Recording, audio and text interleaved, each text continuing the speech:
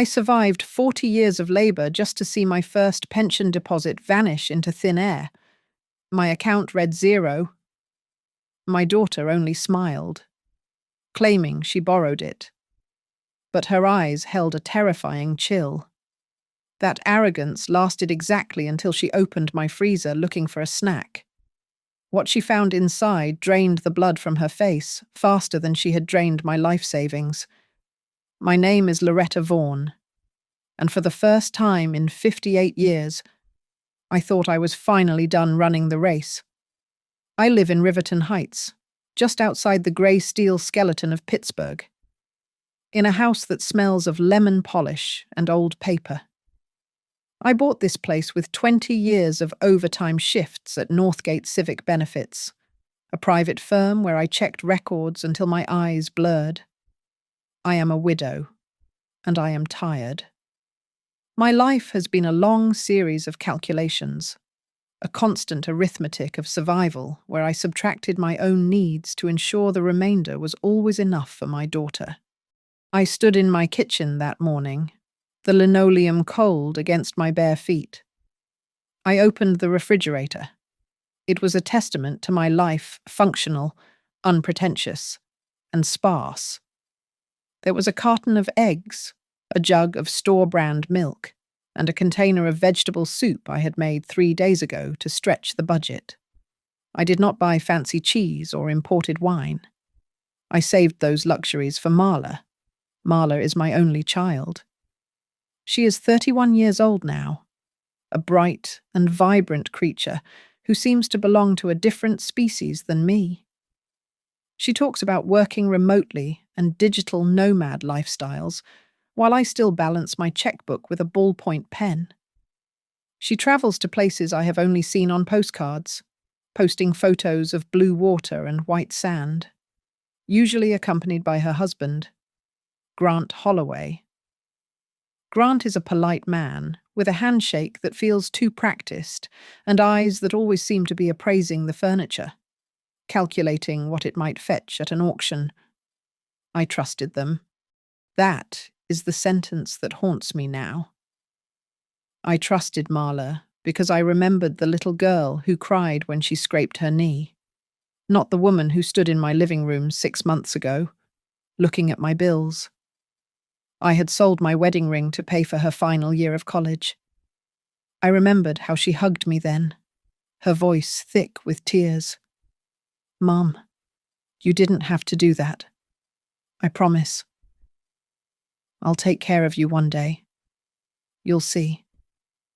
That promise became the foundation of my blindness. Over the last year, Marla had become very helpful, too helpful. She would come over to help me set up online accounts I did not understand. She would ask for my social security number to check on insurance benefits she claimed I was eligible for. She would borrow my credit card for an hour to buy groceries for a dinner she was hosting. And I always let her. "I just need to take a picture of your ID." "Mom," she had said last month, her phone hovering over my driver's license, "it is just for the paperwork, to make sure you get the maximum benefit. I am a careful woman by nature. I keep my vital documents in a rusted tin box that once held butter cookies, hidden on the top shelf of the pantry. My passwords are written in my own shorthand inside a grease-stained recipe book, right next to the instructions for apple pie. I check my mail every day at 11 in the morning, but lately, the rhythm had broken. For the past 3 months, my bank statements had stopped arriving in the mailbox. When I mentioned it to Marla, she told me everything was going digital to save trees. Then came the strange emails, notifications from services I did not remember signing up for, confirming updates to my profile. I brushed the unease away. I told myself I was just being an old woman afraid of technology. I looked at the calendar on the wall. It was the 15th, the day my first full pension payment was scheduled to hit my account. It was not a fortune, but it was mine. It was the permission slip for me to finally exhale. My phone buzzed on the counter. I picked it up and saw a text message from Marla. Mom, don't worry about money. Con is handling everything. Relax. I stared at the screen. She meant to write, I am handling everything, but the typo felt strange. I put the phone down and looked at the empty calendar square for tomorrow. I told myself that today was a good day. I told myself that the knot in my stomach was just excitement. I did not know yet that the silence in the house was not peace. It was the quiet before the roof caved in. The ATM screen flickered under the fluorescent glare of the vestibule. I pressed the button for balance inquiry, my finger trembling slightly. I expected to see $2,400. That was the number I had memorized, the arithmetic of my survival for the next 30 days. The machine whirred, a mechanical grinding sound that felt too loud in the empty room, and spat out a receipt. Available balance, $12.14. I stared at the grey pixels until they blurred. I blinked, hoping my old eyes were failing me. But the number remained fixed. I requested a mini-statement. The paper strip curled into my shaking hand. There was a deposit at 6 in the morning. And at 6:15, there was a transfer. The recipient was not a bill collector or a utility company. The money had vanished before the sun had even fully risen. I dialed the bank immediately, my voice trembling as I navigated the automated menu. When a human finally answered, I demanded to know where my life had gone. The transfer went to a joint account held by a Mr. Holloway Grant, the teller said, her voice indifferent, reading from a screen I could not see. And there is a pending transaction for, let me see, Paradise Cove Travel. Holloway. My son-in-law. I walked home. I do not remember the walk. I only remember the cold spreading from my chest to my fingertips, numbing the panic into a sharp, icy rage. When I opened my front door, Marla was already there. She was sitting at my kitchen table, a cardboard carrier of fancy coffees in front of her. She looked up and smiled, but it did not reach her eyes. It was a practiced expression, the kind she used in her social media photos. Mum, I got you a vanilla latte. I figured we could celebrate. Celebrate what I asked. My voice sounded hollow, like it belonged to a ghost. The fact that my bank account is empty, Marla didn't flinch. She took a sip of her drink, leaving a smudge of pink lipstick on the lid. Mom? Calm down. I just borrowed it. Grant and we really needed a reset. The stress has been eating me alive. I booked a trip. Just a week. You took my pension, I said, stepping closer, my hands clenched at my sides. That is not borrowing. That is theft. You have the house paid off, Marla said, her tone shifting from sweet to dismissive. She waved a hand as if swatting away a fly. You have social security. You do not need that much cash just sitting there. If you loved me, if you really wanted me to be happy, you would understand. I want my money back. Now. Marla reached into her designer bag and pulled out a folded piece of paper. She slid it across the table.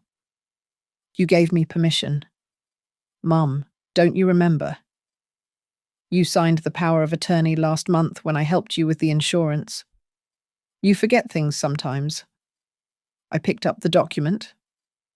My hand was steady now, steadied by a sudden, terrible clarity. I looked at the signature at the bottom. It spelled Loretta Vaughan. It had the loop on the L, the sharp cross on the T. To a layman, it was perfect. But I spent 20 years looking at ink on paper at Northgate Civic Benefits. I know how a hand moves when it is tired, when it is rushed. The angle of the V was too sharp, leaning aggressively to the right. The dot over the I was a perfectly round circle, not the dashed tick I always make. This looks like my signature, I whispered, looking up at her. But I did not sign this. The pressure on the downstroke is wrong. Marla's phone buzzed. She tapped the screen and held it up. Grant's face filled the frame via FaceTime. He was smiling, but he looked sweaty, his eyes darting around. "Hi," Mom Grant chirped. "Look, Marla told me you are upset. Please, do not make this a big deal. We will pay it back. We just have some liquidity issues right now. Return the money," I said. "We can't," Grant said. And then he hesitated, a flash of panic crossing his smooth face. The trip is non-refundable. If we cancel, we lose everything. Come on. Loretta, be reasonable." I looked at Marla. She was watching me with a mixture of defiance and pity. I realized then that they had discussed this. They had planned this. I was not a mother to them anymore. I was a resource to be mined. I did not cry. I did not scream. I looked Marla in the eye. Why did my bank statements stop coming to the house, I asked. Marla blinked. For the first time, she looked unsure. "I told you. They went digital. It is better for the environment." I turned around and walked to the front door. I opened it and reached into the black metal mailbox attached to the siding. It was usually empty by now, but I reached all the way to the back. I pulled out a single yellow slip of paper that the mail carrier must have left by mistake, or perhaps out of pity. It was a confirmation of change of address. I read the text, effective 30 days ago. All mail for Loretta Vaughan was to be forwarded to an apartment complex in downtown Pittsburgh. Marla's address. I stood in the doorway, the paper crinkling in my grip. They had not just taken my money. They had rerouted my life so I would not hear the sound of it breaking. Marla did not leave immediately. Instead, she sat back down, smoothing her skirt with a terrifying calmness. She looked at me, not as a thief looks at a victim, but as a nurse looks at a difficult patient. "Mom, listen to me," she said, her voice dropping to a soothing, patronizing register. "This is clearly too much for you. The bills, the house, the banking. Why don't we sell this place? You can move into the guest room at our apartment. I will manage the finances, and you won't have to worry about a thing." I stared at her. She was proposing imprisonment disguised as charity. "I am 58 years old," I said, my voice shaking with restraint. "I am not an invalid. I do not need a keeper." Marla sighed and looked at her phone, where Grant was still listening. She let out a sob that sounded practiced. "See? Grant? I try to help. And she calls me a thief. She is so selfish. I just want her to be safe." Grant cleared his throat over the speaker. "Loretta, we are worried about your cognitive state. If you cannot manage your own affairs, well, there are legal avenues. We could petition for financial guardianship. It would be for your own good." The word hung in the air like smoke. Guardianship. It was a threat wrapped in concern. I had seen cases like this at Northgate. It was the legal mechanism to strip a person of their autonomy. "Get out," I said. "Both of you, get out of my house." Marla stood up, grabbing her purse. "Fine. But when you are drowning in debt, don't come crying to me." She left, the door clicking shut behind her. The silence that followed was heavy and suffocating. I went to my computer immediately. I needed to see the damage. I typed in my email password, the one I had used for 10 years. Incorrect password. I tried again. Incorrect password. My heart hammered against my ribs. I clicked on the forgot password link. The screen refreshed. A verification code has been sent to the phone number ending in 88. My phone number ended in 40. 88 was the last 2 digits of Marla's cell phone. I was locked out of my own digital life. Just then, my landline rang. I picked it up, my hand sweating against the plastic receiver. Hello, is this Loretta Vaughan, a male voice, professional and brisk? Yes, I said.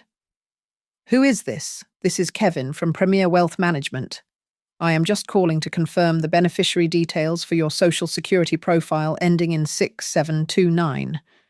We received the update request this morning. The room spun. That was my Social Security number.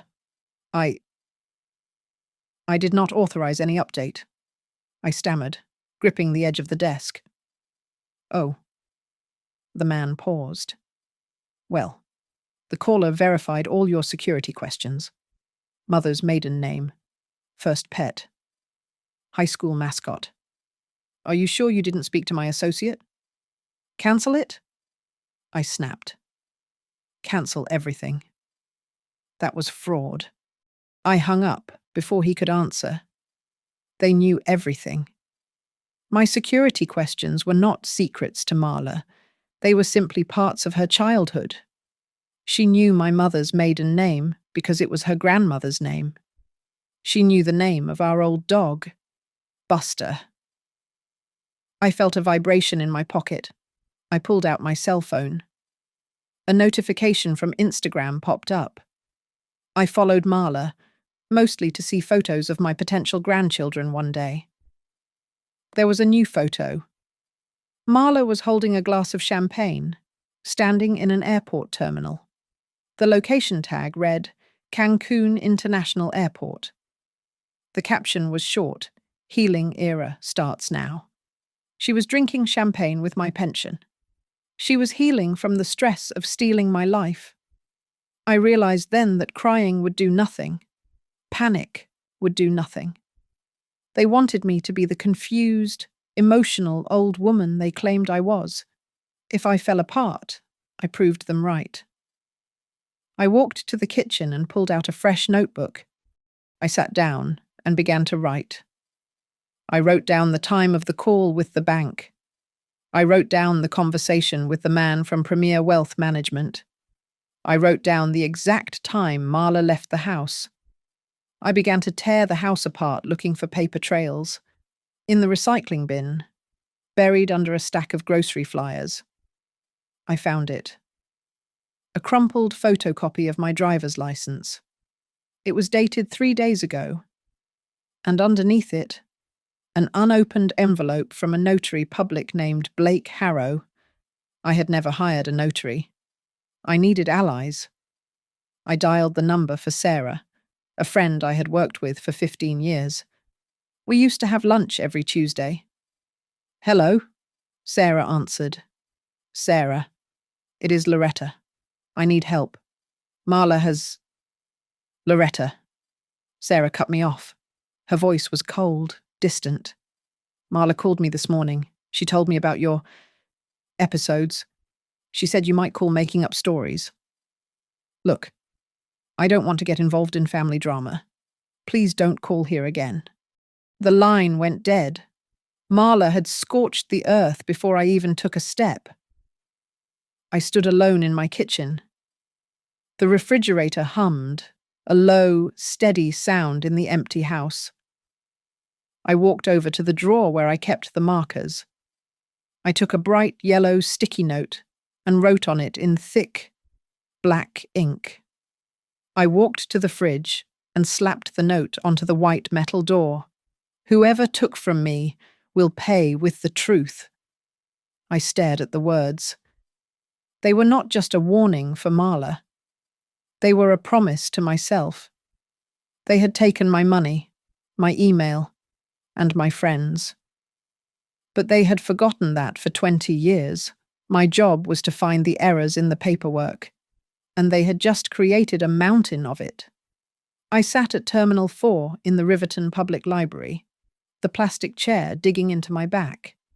I could not use my home computer. I knew enough about digital footprints to know that Marla likely had access to everything I typed on that machine. Here, surrounded by the smell of dust and old carpet, I began the work of untangling the knot my daughter had tied around my throat.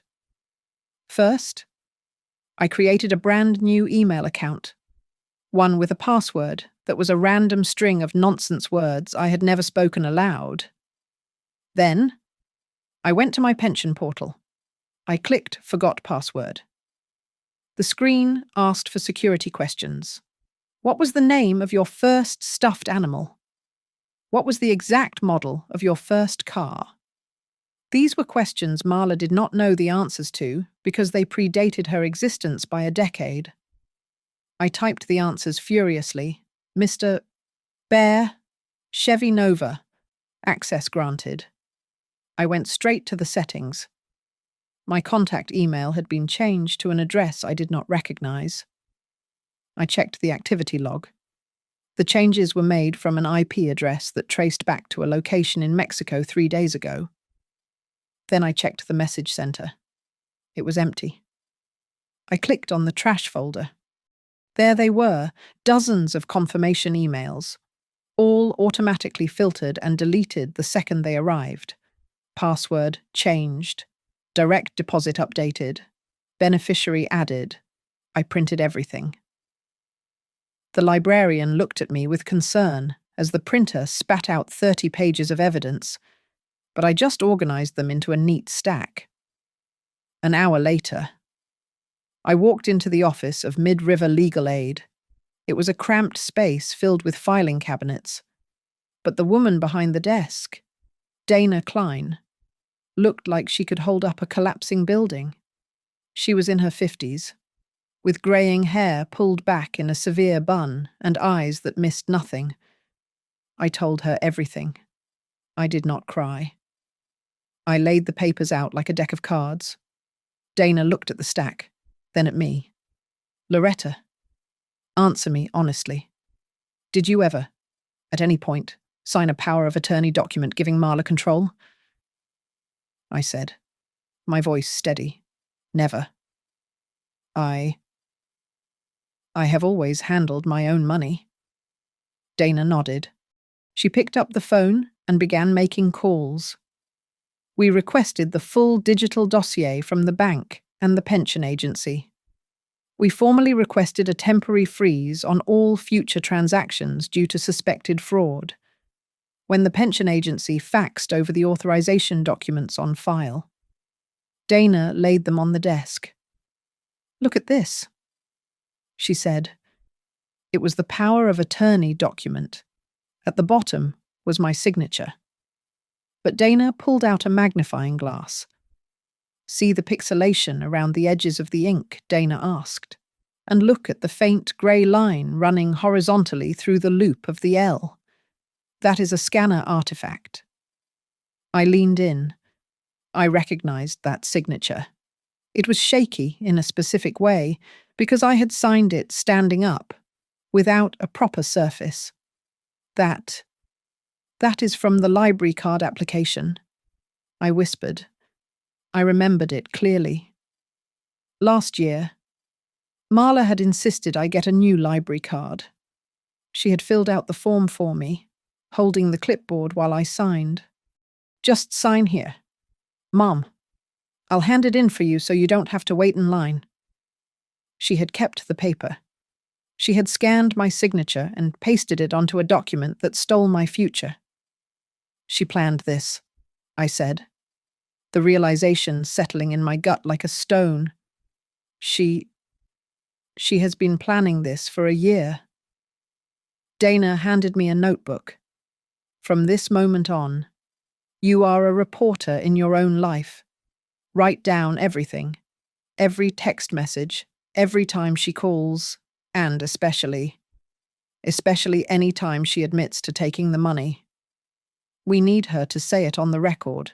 We made one last call to the bank to verify the beneficiary status. The representative confirmed that the authorized agent had changed the beneficiary to Grant Holloway just 2 days prior. I sat back in the chair, feeling the weight of the betrayal. I had come here hoping to just get my money back. But as I looked at Dana, I realized the stakes were higher. Dana leaned forward, her voice low and fierce. "Loretta, listen to me. We are not just asking for money. We are going to reclaim ownership of your life." I waited until the notification popped up on my phone, a photo of Marla standing by the baggage claim with a tan that cost my entire savings, captioned, "Back to reality." I sent her a text immediately. "Come over. We need to talk like adults." She arrived an hour later, bringing the scent of coconut sunscreen and expensive duty-free perfume into my stale living room. She wore pristine white sneakers that had never touched a dirty sidewalk, stepping onto my linoleum floor with the confidence of a landlord inspecting a tenant's mess. She didn't even say hello. She walked straight to the cupboard, opening it to find a glass. "God. Mum, you live so simply," she said, filling a glass with tap water and grimacing. "I am going to upgrade all of this for you. New appliances, new counters. You deserve a modern look." I did not offer her a seat. Instead, I reached under the table and pulled out the file folder Dana had helped me compile. I slammed it onto the table. It landed with a heavy, flat thud that made the water in her glass tremble. "Bank statements," I said, my voice low. "IP address logs showing logins from Mexico, and a formal request to freeze all assets due to identity theft." Marla looked at the papers, then at me. A small, incredulous smile played on her lips. "Mom, are you suing me? This is ridiculous. I told you. I am managing things. Managing." I looked her dead in the eye. "You drained my account." "How much did you take, Marla? And what else do you plan to take?" "I didn't take anything," she snapped, her composure cracking just a fraction. "I am protecting assets. You have the house. You have the life insurance policies. You have the—" She stopped. The silence that followed was deafening. She had listed my assets like a grocer checking inventory. Before I could speak, the front door opened. Grant walked in, wearing his usual crisp polo shirt, but his eyes were hard. Behind him was a man I did not know, balding, sweaty, clutching a briefcase. "Loretta, settle down," Grant said, stepping into the kitchen like he owned it. "This is Blake Harrow. He is a notary public and a friend. He is here to witness that all our paperwork is in order and legally binding. We are just trying to help you." Blake nodded nervously. "Mrs. Vaughan, I can assure you that the power of attorney document is standard procedure for—" "Is it?" The voice came from the hallway. Grant and Marla spun around. Dana Klein stepped out from the shadows where she had been waiting. She wore a sharp navy blazer and held a notepad. "Mr. Harrow," Dana said, walking forward with a predator's grace. "I just looked up your commission number on the state registry. It says here you are currently under review for administrative irregularities. Do you really want to add accessory to fraud to your file today?" Blake's face went pale. He took a half step back, distancing himself from Grant. I was just told this was a standard signing. I didn't know there was a dispute." Marla turned to me, her eyes filling with sudden, weaponized tears. "Mom, Who is this? Why are you doing this? Do you want me to get divorced? Do you want Grant to leave me? Do you want me to be left with nothing? You left me with nothing first. I said. The words tasted like ash, but I did not choke on them. Dana stepped up to the table and placed a single document on top of my pile. This is a demand letter. You have 72 hours to return the full amount of the pension funds, plus the unauthorized transfer fees. If not, we file criminal charges. Grant laughed. It was a cold, ugly sound. You cannot file anything. Loretta, you don't have the standing. Excuse me? Dana asked, raising an eyebrow. She is confused, Grant said, gesturing at me with a dismissive wave of his hand. Look at her. Paranoid. Aggressive. If you push this, we will have to present the truth. She cannot prove she is financially autonomous. She forgets bills. She hides money in boxes. The room went cold. I looked at Grant, and then at Marla. She wasn't looking at me. She was looking at the floor, refusing to meet my eyes. You are talking about a competency hearing, I said softly. You want to declare me incapacitated so you can take guardianship. Grant shrugged, a motion that said it is nothing personal. If the shoe fits. Loretta. I felt a fire ignite in my chest, hotter than any anger I had ever known. It burned away the fear. It burned away the motherly instinct to protect them. I pointed a shaking finger at the kitchen, at the appliances Marla had mocked, at the refrigerator humming in the corner. You want the things in this house, I asked, my voice rising to a steel edge. Go ahead. Take them. But understand this. If you touch one more thing, if you try to take my mind or my name, you will open the gates of hell with your own hands. I knew Marla's habits the way a prisoner knows the guard's rotation. Since she was a teenager, she had a specific ritual whenever she entered my house. She would walk into the kitchen, bypass the greeting, and open the refrigerator. It was not just hunger. It was an inspection. She looked to see if I had bought the cheap bologna or the good roast beef. She checked to see if the milk was expired, a silent assessment of my competence. She wanted to know if I was failing so she could step in and take over. This time, I was counting on it. Dana had given me a copy of the court petition earlier that afternoon. It was a terrifying document, thick with legal accusations of forgery, identity theft, and elder financial abuse. It had a bright red stamp on the front page that read, "Filed," followed by a long case number. I took the document and folded it carefully so the red stamp was facing outward. I slid it into a gallon-sized freezer bag, with a black permanent marker. I wrote, "Chicken stock," across the plastic in large block letters. I placed the bag in the freezer, shoving it all the way to the back, right behind the tub of vanilla bean ice cream. Marla never ignored the ice cream. I set up a small camera on the top of the spice rack. It was a tiny black cube, perfectly legal to use in my own kitchen, hidden between the jar of dried basil and the paprika. I checked the feed on my phone.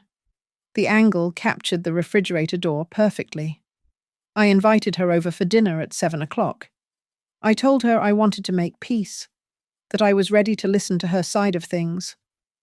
I made pot roast, her favorite, the house smelling of onions and slow-cooked beef. Marla arrived right on time. She hugged me, but her body was stiff, like she was embracing a stranger. "I missed you." "Mom," she said, pulling away quickly. I really hope we can put this ugliness behind us. Grant thinks. Well, Grant thinks you just misunderstood the situation. Let us eat, I said, keeping my voice neutral. We sat at the small round table. Marla ate, but she checked her phone every 2 minutes.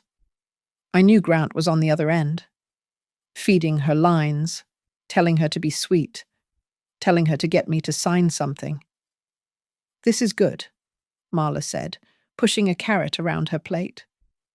"But, Mom, about the house. Grant says if we refinance under his name, we could get you a better rate." "I forgot the linen napkins," I said, interrupting her.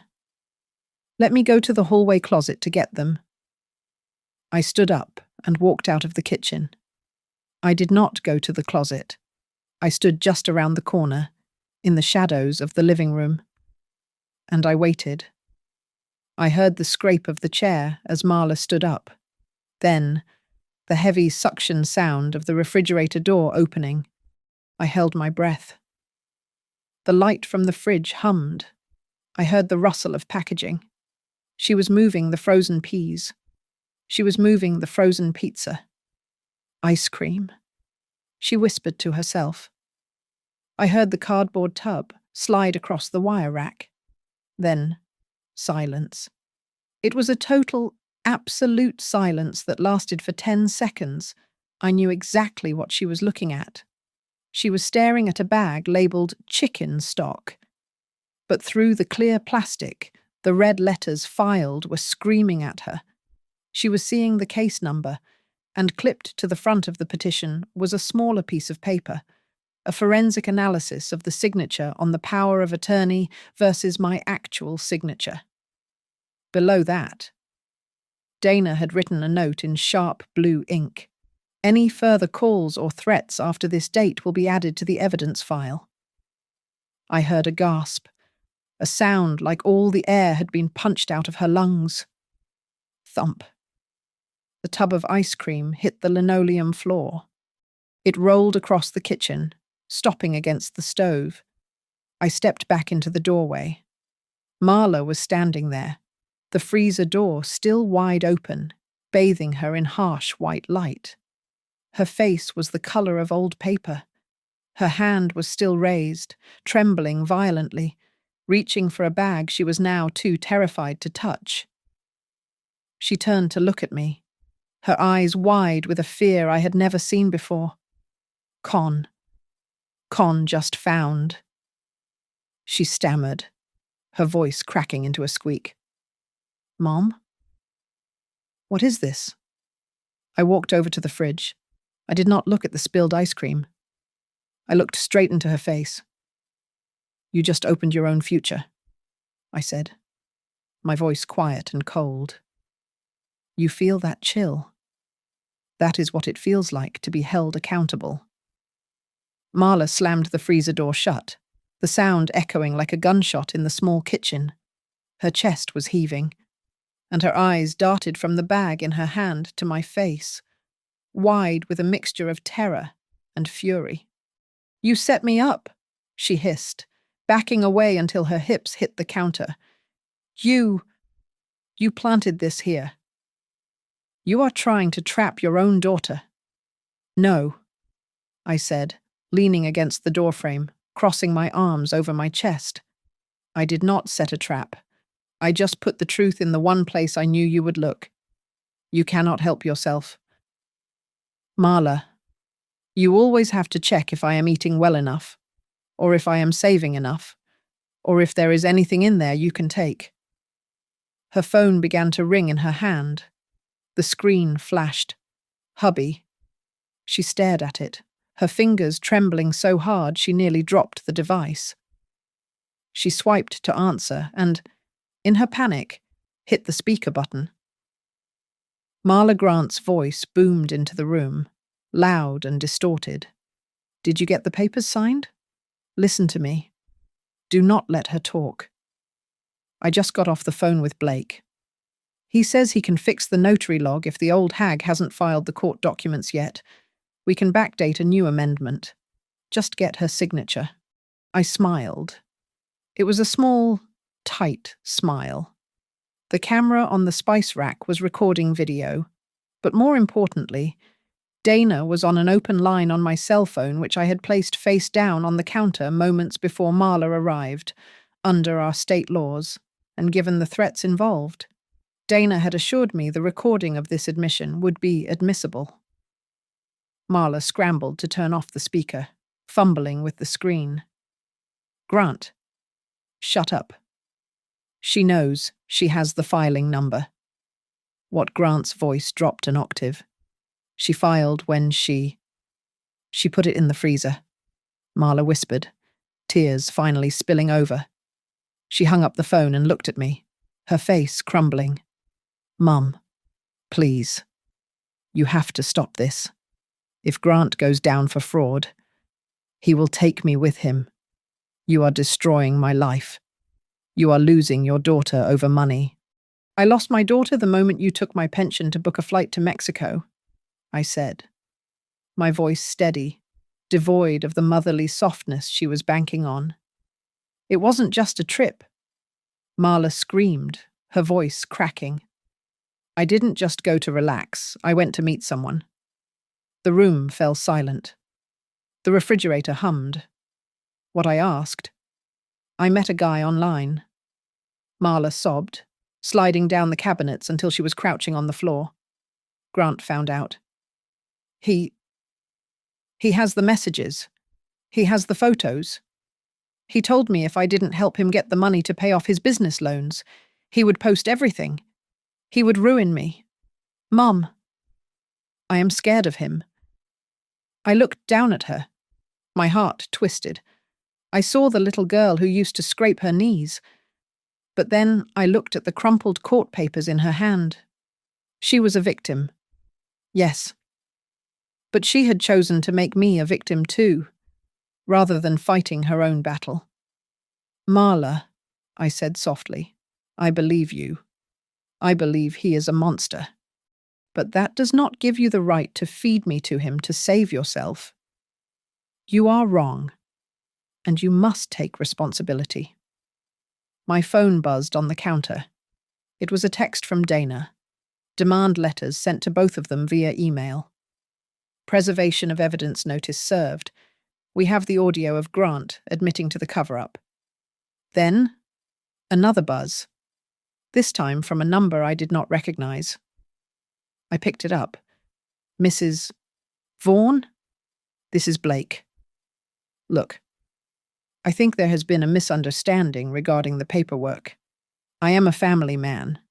I don't want any trouble. Can we meet, just the two of us? We can settle this financially without the courts. I can make it worth your while.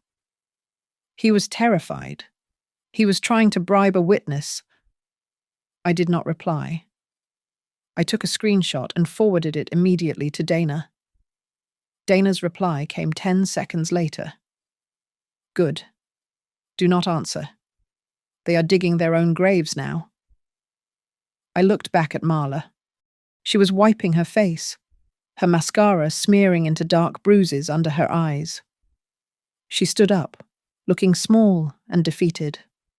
Go home, I said. Mom, go home.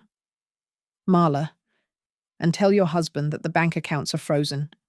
Tell him the police will be contacting Blake. Tell him I am not the old woman he thought I was. Marla nodded.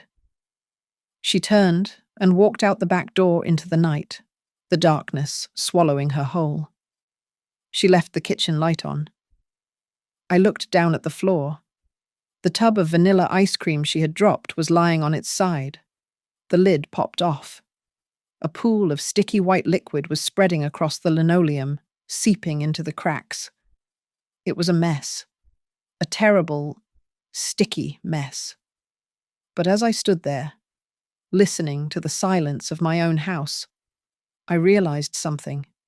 My hands were at my sides, and for the first time in 3 weeks, they were perfectly still. I grabbed a rag and bent down to clean up the mess. I was alone. But I was no longer afraid. The machinery of justice is loud, grinding, and terrifyingly precise.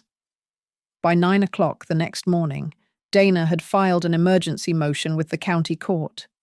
It was a 3-pronged attack. a demand for the immediate return of misappropriated funds, a request for a forensic verification of the forged signature, and a temporary financial restraining order against Marla Vaughan and Grant Holloway. I sat in the passenger seat of Dana's car as we drove to the bank. It was the same branch I had visited for 20 years. The one where they used to give Marla lollipops. Now, it felt like a crime scene. We sat in the glass-walled office of the branch manager. I signed my name over and over again. I filled out forms to change my mailing address back to my house. I changed my phone number for two-factor authentication to a prepaid burner phone Dana had bought me, just to be safe. We closed the compromised account. I watched the teller cut my old debit card into pieces with a pair of scissors. It felt satisfying, like severing a necrotic limb. Then came the shock. The manager, a young woman named Mrs. Gable, frowned at her screen. She tapped a few keys, her brow furrowing. "Mrs. Vaughan," she said slowly. "Did you authorize a pension advance loan yesterday afternoon? It is a high-interest product against your future disbursements." My blood ran cold. "No," I said. "I did not." Dana leaned forward, her voice sharp. "Who authorized it?" "It was done online." "Mrs." Gable said, turning the screen toward us. "Using the profile credentials. The funds, about $5,000, are set to release into the joint account tomorrow."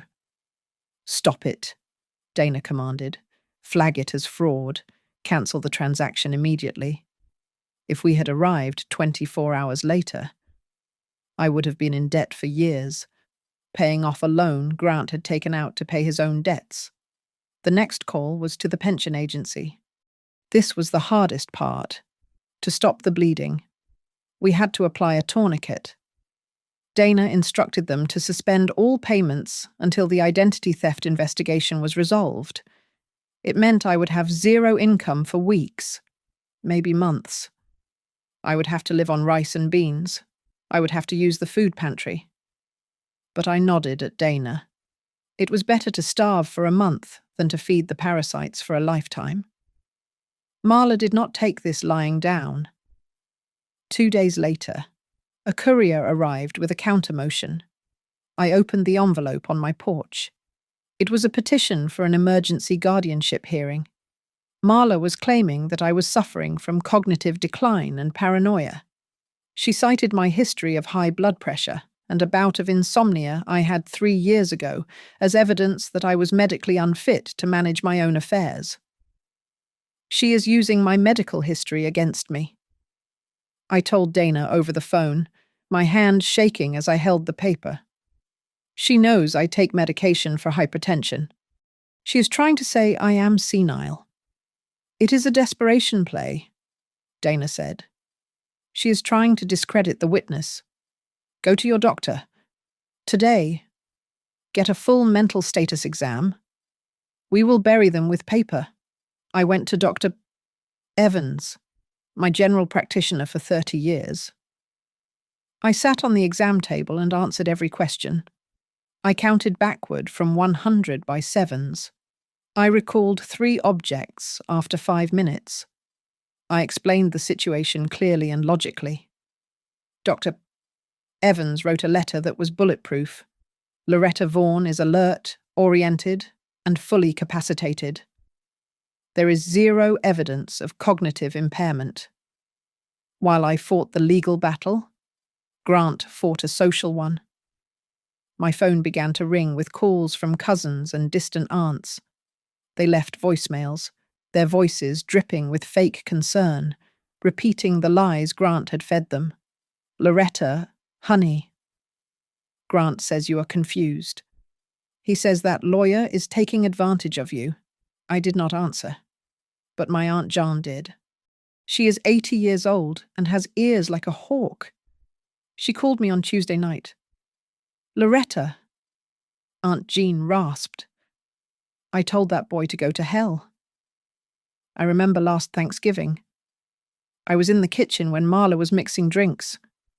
I heard her on the phone with him. She said, "Don't worry. Mom never checks the fine print." I thought she was talking about a phone contract. I am willing to swear to that in front of a judge. Thank you. John, I whispered. The cracks were spreading. On Thursday, Dana summoned Blake Harrow, the notary, for a deposition. She demanded his official logbook, under state law. A notary must record every signature they witness. Dana told me later that Blake turned up sweating through his cheap suit. He didn't produce the logbook because the entry didn't exist. He started stuttering, claiming Grant had assured him I was present via video call, which is illegal in our state for this type of document. He was already trying to plea bargain his way out of a felony. That night, I stood in my kitchen. The floor was clean. The sticky residue of the ice cream was gone. I took a box of old photos from the closet. I found a picture of my late husband, Dean. I found a picture of myself receiving my 20-year service pin at Northgate. I found a picture of Marla when she was 5, before the world and her husband had twisted her. I taped them back onto the refrigerator door. I covered the white metal with my memories. I was reclaiming my territory. The courts would be the battlefield where I fought for my money. But this house was my fortress. No one would breach it again. The next morning, the letter arrived. It was on heavy, official bond paper. Notice of hearing. Subject allegations of fraud and petition for guardianship. Date October 24th. I ran my thumb over the embossed seal of the county court. I took a deep breath, filling my lungs with the stale air of my quiet house. I was broke. I was tired. My daughter was my enemy. But as I looked at that date, I felt a strange sensation in my chest. It wasn't fear. It was the cold, hard resolve of a woman who has nothing left to lose. Hearing on fraud allegations. I read aloud. I walked to the calendar and circled the date in red ink. Then I picked up the phone to call Dana. "I am ready," I said. 3 days before the hearing. The smoking gun arrived in Dana's inbox. It was an anonymous email sent from a temporary address, containing a single PDF attachment and a folder of screenshots. Dana called me into her office immediately. We stared at the monitor. There, in high definition, was a text message thread between Grant Holloway and Blake Harrow. Grant. The old lady is clueless. Just backdate the notary log to last Tuesday. Blake. I need a signature sample. I can't freehand it. Grant, check the Dropbox. Marla scanned her library card application last year. It is high-res. Just copy and paste the vector. I felt a wave of nausea, but it was quickly replaced by a grim satisfaction. They had not just discussed the crime, they had documented it. "Who sent this?" I asked. Dana looked at me. There is only one person who had access to Grant's unlocked phone while he was in the shower. One person who realizes that when the ship sinks, the captain is going to drown the crew to save himself. It was Marla. She agreed to meet me that evening, but not at the house. She was too afraid to step foot in the kitchen where she had dropped the ice cream. We met in the back row of the supermarket parking lot, sitting in her car with the engine running to keep the heat on. She looked terrible. Her hair was pulled back in a messy bun, and she was wearing no makeup. She looked like the child I used to wake up for school, only now. The fear in her eyes was adult and heavy. I never wanted it to be like this. Marla whispered, gripping the steering wheel until her knuckles turned white. I thought we would just borrow it and put it back before you noticed. Grant said it was an investment. He said we would triple the money in a month. I sat in the passenger seat, my purse on my lap. I did not reach out to touch her. I did not offer the comfort she was fishing for. That part of me was currently frozen. You stole my identity, I said. You let your husband call me senile. I know. She sobbed. But Mom, you don't know what he is like when he gets angry. He found out about the messages, about the guy in Mexico. He told me if I didn't help him get the money, he would email the photos to everyone. To you. To Aunt Jian. To my boss.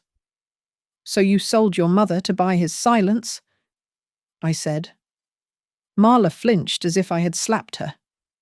I didn't think it would go this far. Are you ready to say that to a judge? I asked. Are you ready to sit on that stand and tell the truth? Knowing Grant will go to prison. Marla stayed silent for a long time. She looked out the window at the shopping carts rattling in the wind. Then, slowly, she nodded like a person stepping off a ledge. He will ruin me, she whispered. He will tell everyone about the affair. Let him, I said. The truth is ugly, Marla, but it is the only thing that doesn't rot, and you are not going to face him alone. I reached into my bag and pulled out a business card. It was not for a lawyer. It was for a women's crisis center and a family counselor. I have already paid for the first 3 sessions, I said. And Dana has recommended a separate defense attorney for you. You are going to cut a deal. You testify against Grant and Blake, and you return every cent you took. In exchange, we ask the court for leniency on your civil liability. Marla looked at the card, and then at me. Her lip trembled. Why? Why are you helping me after what I did? Because you are my daughter, I said, my voice finally cracking just a little. And because the worst thing you did wasn't taking the money, it was looking at me and seeing an asset. You looked at me and saw a ledger entry, not a person. That is what broke my heart. Marla burst into tears, ugly, heaving sobs that filled the small car. For the first time in years, she apologized. It wasn't the polished apology of a woman trying to smooth things over. It was the raw sound of regret. The next morning, Grant realized he was losing control. He sent a settlement offer to Dana's office. It was insulting. He offered to return 50% of the funds over a period of 5 years, provided I signed a non-disclosure agreement and withdrew the petition for guardianship fraud. He wanted to buy my silence with my own money. Dana called me with the offer. He is scared, she said. He knows Marla has flipped. Do you want to counteroffer no? I said, reject it. I do not want half. I do not want a payment plan. I want my life back. That night, the night before the hearing, the house was very quiet. I walked into the kitchen. The hum of the refrigerator was the only sound. I opened the freezer door. The cold air hit my face, familiar and biting. I reached to the back, behind the replacement tub of ice cream I had bought for myself. I pulled out the gallon-sized Ziploc bag labeled chicken stock. Inside, the court documents were cold and stiff. Condensation formed on the plastic as the warm kitchen air hit the frozen surface. I wiped the moisture away with my thumb, revealing the red filed stamp one last time. Tomorrow, I whispered to the empty room, clutching the bag of evidence. Tomorrow. The cold belongs to the one who caused it. The courtroom smelled of floor wax and stale coffee, a scent that will forever remind me of the day I stopped being a victim. Grant stood at the plaintiff's table, looking every inch the aggrieved son-in-law. He adjusted his silk tie and looked at the judge with practiced concern. "Your Honor," Grant said, his voice smooth as oil. "We only want what is best for Loretta. She is confused. She forgets things. The guardianship is simply a safety net for a woman who can no longer distinguish between a bill and a junk mail flyer." I sat next to Dana, my hands folded on the table. I did not shake. Dana stood up. She did not use flowery language. She used paper. She presented Dr. Evans's medical report, dated just 3 days prior, confirming my absolute mental clarity. She presented the IP logs, showing the logins from Mexico. She presented the forensic analysis of the library card signature versus the power of attorney. Then, Marla took the stand. The room went silent. She looked small in the witness chair, her face scrubbed clean of makeup. Grant stared at her, his eyes hard, a silent warning to stick to the script. Marla looked at him, then at me. She took a breath that shuddered through her entire body. "He told me to do it," Marla said, her voice barely a whisper. She turned to look directly at Grant. "You said she wouldn't notice.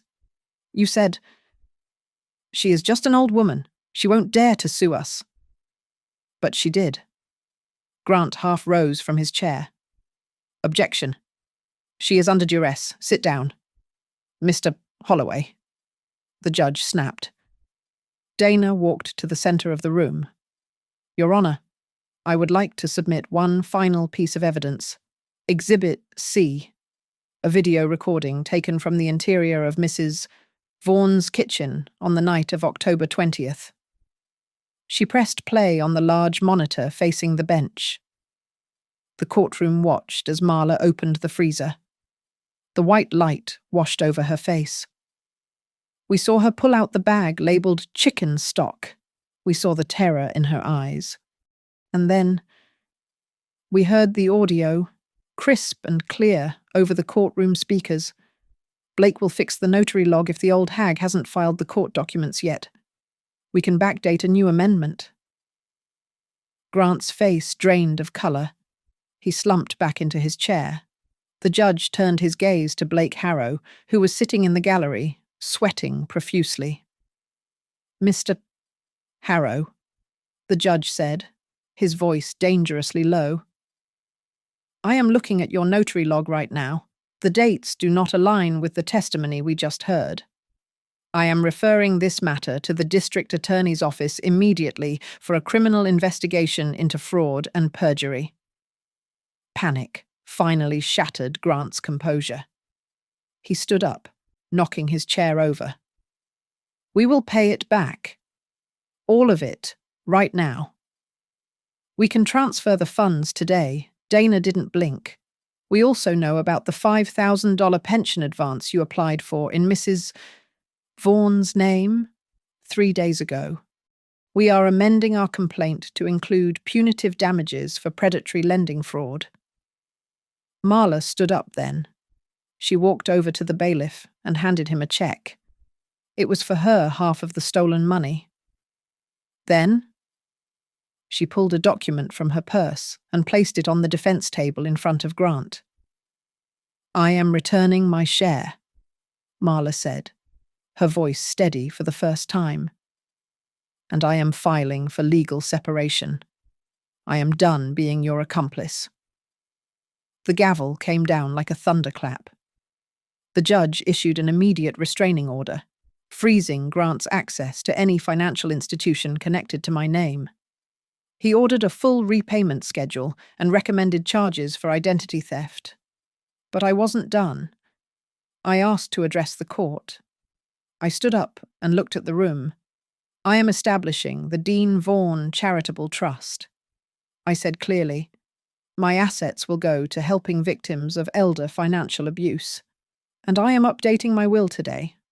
No person who has ever attempted to defraud me shall inherit a single dime. My legacy will be protection, not profit. When the hearing ended, the air in the hallway felt lighter. Grant was arguing with his lawyer in the corner. Marla was standing near the exit, alone. As I walked past her, she took a step forward, opening her arms as if to hug me. I stopped. I did not step into her embrace. "Mom," she whispered. "I am so sorry." I looked at her. I loved her. But trust is like a mirror. Once it is shattered, you can glue it back together, but you can still see the cracks in the reflection. "You opened the refrigerator and you saw the truth," I said softly. "Now you have to live with it." I walked out of the courthouse and into the bright afternoon sun. I took a cab home. The house was quiet, but it was a peaceful quiet, not a lonely one. I walked into the kitchen. I took a thick, white envelope from the counter. Inside were the new legal documents, my new will, the restraining order, and the confirmation of my secure bank account. I wrote one word on the front of the envelope in thick black ink boundaries. I opened the freezer. I placed the envelope right in the front, next to the ice cream. I closed the door. Click. The sound was sharp and final. It was the sound of a life that finally belonged to me again. Thank you so much for listening to my story. I really want to know where you guys are tuning in from, so please drop your city or country in the comments below. I love seeing how far these stories travel. If you enjoyed seeing justice served, make sure to subscribe to the Nora Revenge Stories channel, smash that like button, and hit the hype button to help this video get recommended to more people who need to hear it. Stay safe out there.